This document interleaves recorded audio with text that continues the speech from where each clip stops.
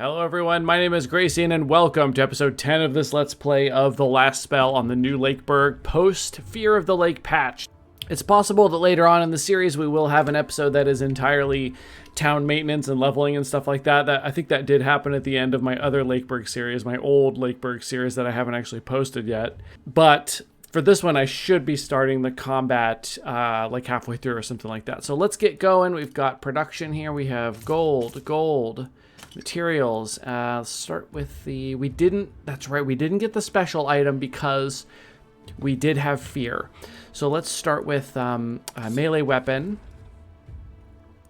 Okay, so we've got a steel sword. So let's go to Oldman Willikers here, who has a pretty terrible sword. I wish you could open their inventory from the screen. I don't know why they did that. I can't hover over... Yeah.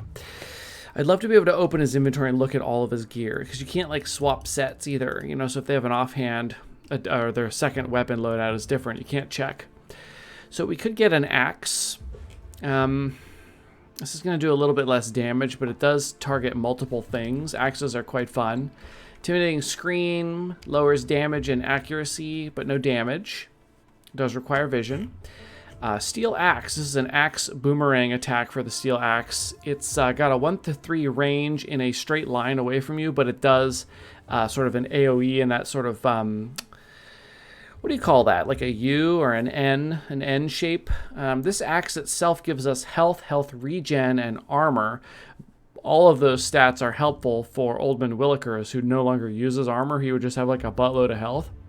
I also give him a steel sword +1. That will do nothing but give him 5% momentum, so I think that's not the correct option here. A rusty spear +1 with reliability. I think it's obviously going to be the axe. We're going to take the axe, put it in his other hand. Let's check the magic shop out here. We have a power staff. Not a big fan of these, but they can be quite useful. A bad wand and a druidic staff. Let's go check out Gracian's current staff, which I can't do because he's got the other weapon equipped. Why did they do this? Okay, hang on, I gotta go back out, gotta go to Gracian, switch weapons, go back in. Now we can do it. So this druidic staff does let's see, where's the bee sting? This one would do more poison than druidic staff +2.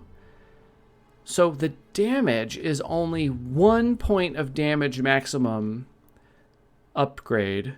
We lose opportunism, which is useful for the centipedes, but not so great. I think this is probably it. That's 12 more poison damage 3 times.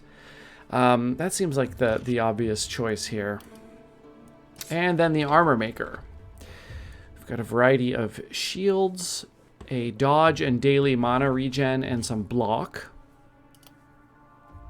Kayla does have a shield on in the offhand. We have light armor +1, dodge, armor, leather cap. I don't think anybody has need of this basic of a hat. So let's check the light armor. So this would, the worn cloth armor that Gracian has on gives him movement point. So I think that's better. Kayla has pretty good armor on. Oldman Willikers has pretty good armor on. What about Dr. Paul? Actually, yeah, this would be good for Dr. Paul because he would gain a movement point back, and that's sort of a big deal. So let's go with this regular armor for Dr. Paul. Go into your inventory, sir, and give you a different piece of armor, and then this one will sell. I'm going to drag sellable ones down at the bottom here. Defensive turtle charm, yeah. Okay, and then we need Old Man Willikers here. Offhand is an axe. And then we want this staff instead of that staff. So that's a sellable staff there. And so then we have a couple of level ups. So we've got Kayla. Kayla could get magic damage, health, a little tiny bit of block, very little. Mana might be nice, but I think I'm willing to roll because I think they can use actually quite a lot of stats. We didn't get anything better. We'll go with the 1 movement point. Stun chance up. Now the scepter. Yeah, that's probably it. That's pretty cool. Now they have plus 25% stun chance, making this 95% stun chance on this scepter now. Of course, sometimes enemies have a resistance to it, but still. Very cool. All right, so in through here. So we're poisoning. Okay, so we're trying to stay close. When attacking with a mana-consuming skill, we get 50% critical power. When attacking with a skill dealing range damage, you get extra damage if you're close. We don't do range damage at all. Human Ballista. This isn't bad because it's a adaptive damage, so it would use Kayla's magic damage. So basically, the two closest enemies would be struck with Human Ballistas, dealing up to 175 magic damage. And the really nice thing about this is that because we're building Kayla in a way that they want to get in close and harm things by being tanky, this helps alleviate some of that damage, because if enemies are surrounding them and really pummeling them, this way we can kind of help them survive some of those hits. Because this will go off before the enemies get to do stuff, so it could kill them, and then there's no slots for enemies to hit them from. So that actually might be pretty good. Poison also applies contagion, so we could double it with that, but I don't think it's worth the point. Propagation. I think Mana Shield, it's not bad. Propagation's not bad, but I think I'm gonna go with this Ballista. I think it's pretty cool. I feel like I like that in my other playthrough. It might have been my Lakeburg one that hasn't come out. And Oldman Willikers. This sucks. It's more health though. Let's roll. Range damage, physical damage, max mana. We might want that if we're going to be using the axe boomerang skill, but it's only 5 mana, and that sucks. I think we'll take it though. And poison damage is not something we do. Momentum is, or mana regen up by 5. So that's 5 more mana per night. Let's grab that one. Perks here. Whenever an isolated unit is killed, extra damage up to 60%.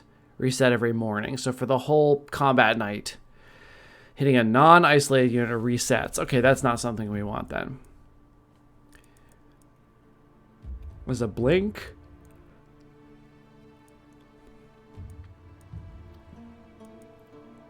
Fatality. It's not so important with him because he uses enemies to move, right? Dashing into them or through them or past them completely. So I don't think this is a super good use of his perks. Yeah, and it scales with level, so it's okay. Plus 20% critical power. Every 5 critical hits landed, plus 10% critical power. Okay, that's not bad. That would increase the damage on a crit, and we are kind of trying to get his crit up higher. I think I'll take this. It's pretty good. Critical power. So a crit does 1.85 times the damage of a regular hit, which is basically a kill on any of the lower level enemies, which is great. So 1 in 4 times you hit a basic enemy, they just die, like no questions asked. So that's pretty nice to see. And then Dr. Paul, range damage. Again, we're rolling like crap here, like all these commons and stuff. I think I'm gonna roll. Oh, a little bit of block wouldn't be too bad on Dr. Paul. Just to, he's very squishy. He's got kind of low max health. This isn't even that much armor at this point, so I'll take that. That's a flat 8 damage off of attacks. That's fine. These are bad. 4% damage. Accuracy is already kind of high. Let's roll. Oh god. Crit power, sure. Again, finish things off. And then a perk. This does more damage the closer you are, but we do not want Dr. Paul close. Dr. Paul is not powerful enough to be close. Not tough enough to be close, I should say. Bully. When attacking a unit affected by 2 different kinds of negative alterations, we get a guaranteed critical hit, but it does less damage.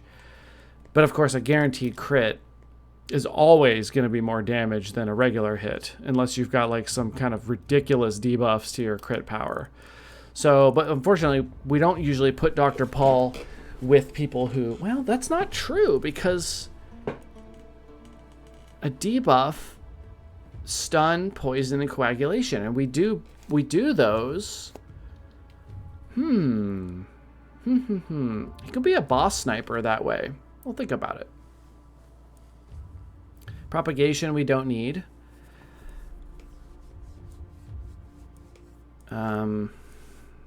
Poisonous, no. Septic shock, no. We don't stun. We could grab the bag potion throw thing. That's not too bad. Does not give an extra use, though.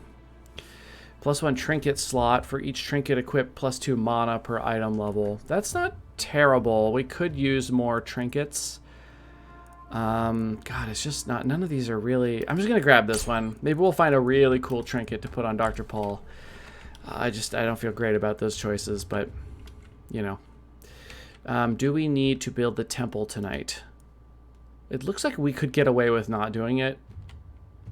We don't have a healing potion on Old Man Willikers, but we'll make sure he's next to somebody who has one. We have new structures we can buy. Let's push back the mist. Where's the seer? There it goes. Pushing back the mist is really, really important.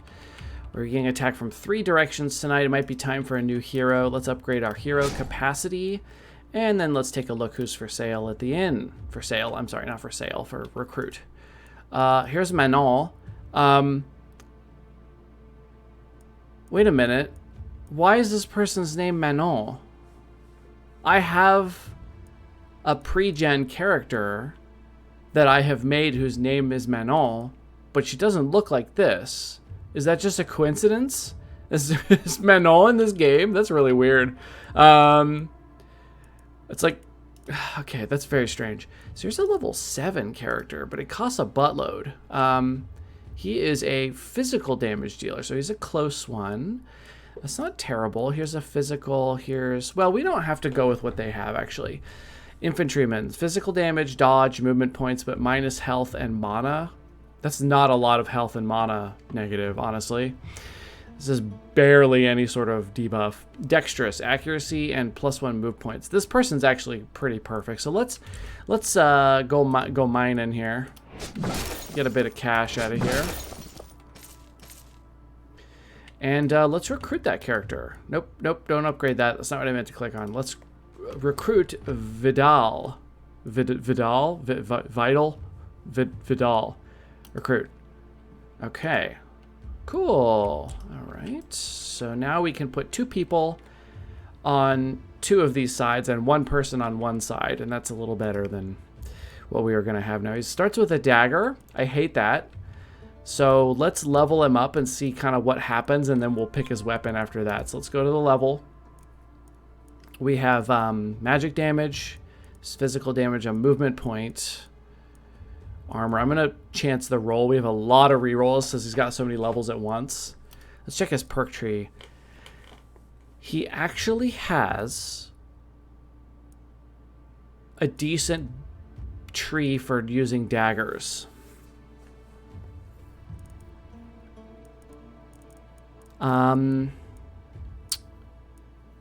Interesting. Very interesting. So he could use... So this is isolation damage. So if he attacks enemies that are alone, he can backstab them. And this here gives reliability, which is when attacking an isolated unit, get extra reliability. So your minimum damage goes up, and then you multiply it by 2. That's not bad. We might make him a dagger boy. He can run around daggering things. Okay, so let's start with here. Let's see what we can get here. Roll. Garbage. A little bit of health, I guess. Mana resistance. A little bit of mana. This 10% dodge. This is critical, though. Critical seems really important. I'm going to take the critical. Oh, dear God. Okay, here's 10% physical damage. Armor. I'll take a base, just a little bit of base armor. Here's some more mana, movement, critical. Let's take the mana. We have 6 points left. Momentum, accuracy, isolation, critical power.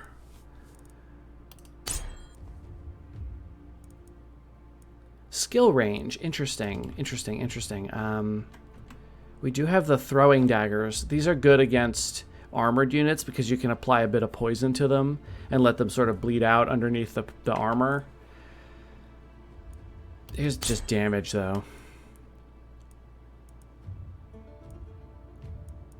Let's roll that one. Boy, these aren't great for reliability. Critical power. I want crit chance. Is the problem I'm having. Here's accuracy. We don't have any bonus to accuracy yet. That's important, actually. Yeah, that would have been tragic. Accuracy, opportunism, stun chance. Let's roll this one. Healing, receive, momentum, accuracy. Fine, more accuracy, I guess. Not happy with that. How can we get crit chance? I'm going to grab the reliability. When attacking a unit with full health, the attack gets extra critical chance. Take that. Extra experience gain, sure. Let's go to melee. Sprint, no. Bodybuilder. Vampire. Whenever an enemy is killed using physical damage or execute, restore a bit of health. We'll think about it.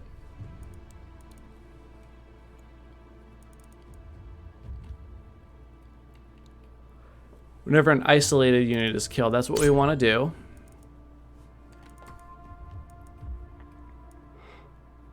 Here's minus health and plus critical. That's super dangerous. It's really dangerous.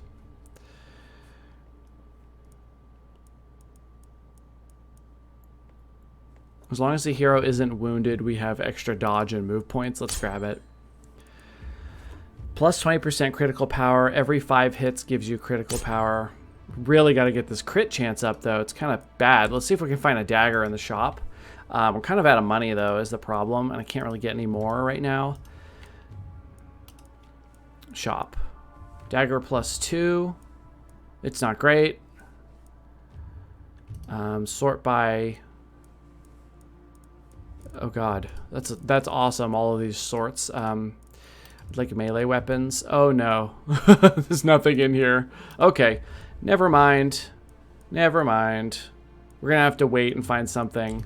We might try to force a melee weapon out with a worker. Hey, blacksmith, give me a dagger. Ooh, steel dagger gives crit, move, dodge, health regen. That's probably better than what Vidal has. Why is he there? Okay. This would increase his damage by none. The difference is that he gets 8 daily health regen and 7% dodge. That's not great. This is not much of an upgrade. I feel like I'm better off giving him, like, oh my god, this spear gives an action point. I feel like I'm better off giving him this spear. And then we wait to get a better dagger. This is much more damage, but I do like that this has an action point on it. Let's grab that. Go into his inventory. I apologize, everybody. This is going to be a maintenance video after all. We do have a shield, rusty shield. Life Turtle Charm, minus reliability, plus health, plus block, plus healing receive. Let's dump that one. We want something different. I don't want the minus reliability.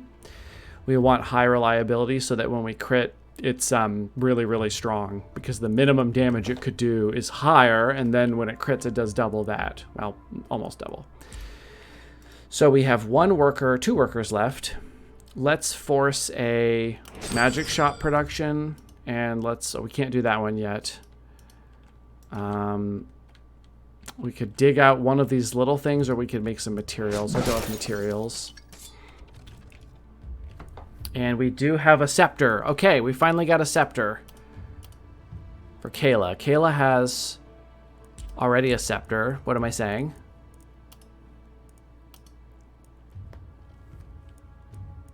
Kayla has a novice scepter +1.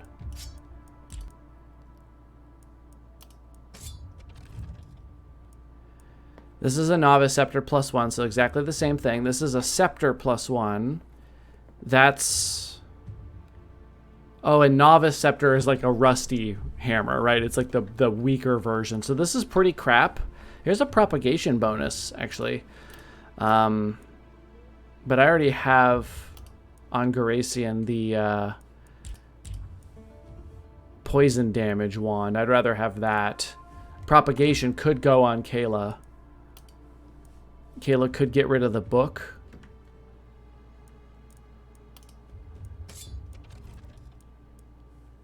This is just a little bit more damage. I guess that's the one we're going to take, unfortunately. I do like the... Well... Let's try this out, actually. Let's give Kayla this instead of the book, because this novice wand adds a propagation bounce, so then we can stun lots of things. This still has Sword of Damocles and the magic missile, so it's certainly not pointless. We've got plenty of basic actions to use with that. That'll be great. And it looks like we're all out of stuff to do with our workers. We now need to build a little bit of defenses here, so let's go to repair. Let's go ahead and quick repair some of these things here. Repair the blacksmith.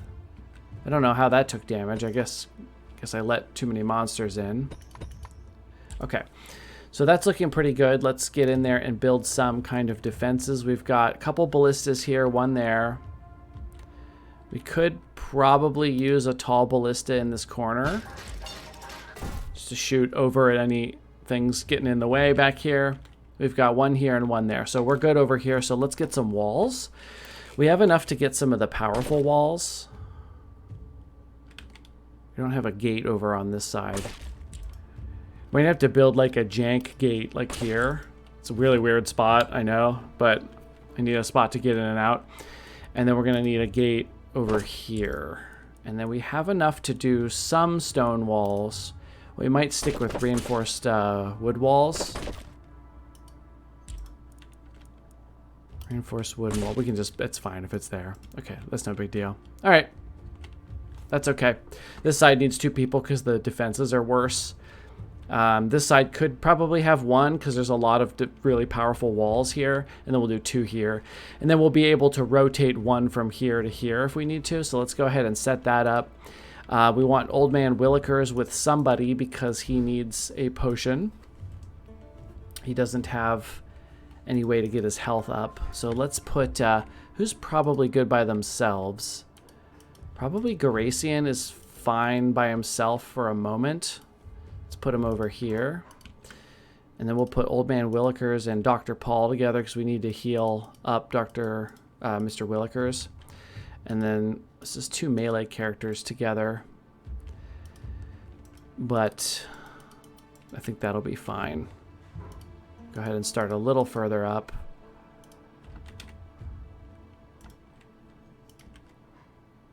So we can actually hit things. Don't want to get shot with arrows though is the thing. So let's start like, yeah, let's start like here. That'll be fine. And then Garacian's got very little defenses, so we need to be very careful about how close up he starts so we don't get shot by archers in case they spawn on the first night. All right, well, everybody, I apologize for this ending up being a maintenance-only episode, which I was hoping it wouldn't be, but here we are. So I think I'll go ahead and end this one here, and come on back in the next one, and we'll get going on night, what is that going to be, night 8, probably? 1, 2, 3, 4, 5, 6, 7, yes, so we're going into night 8 of 12, so it's going to start getting more difficult. We saw elites last night, we should see even more tonight, and we have our first night of 3 waves rather than 2. So it's going to be hard. So thank you everybody so much for watching. Please consider liking and subscribing if you haven't already, and I will see you in the next episode.